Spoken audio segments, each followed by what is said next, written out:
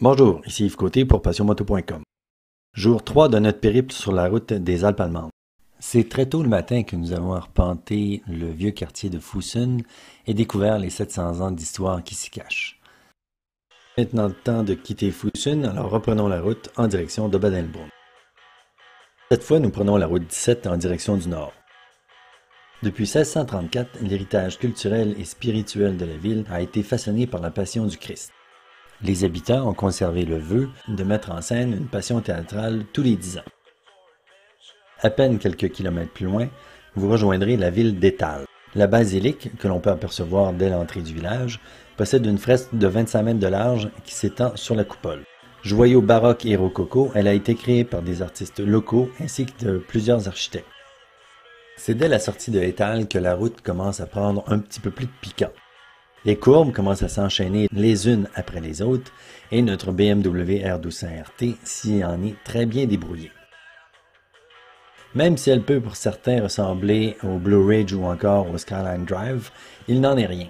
Il faut quand même se souvenir que l'altitude est complètement différente et que le paysage est naturellement alpin.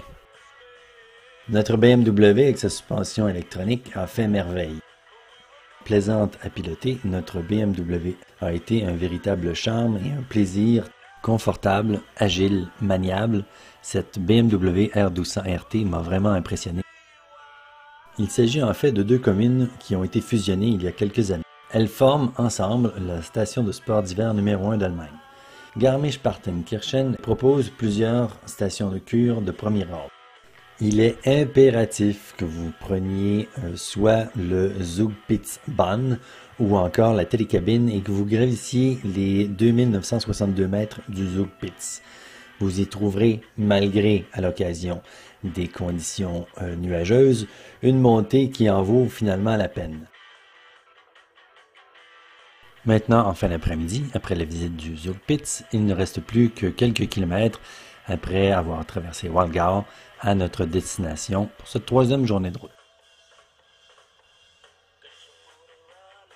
Après avoir longé lacs et rivières, la route de Bavière nous a gardé encore quelques surprises en traversant deux immenses tunnels sous la montagne.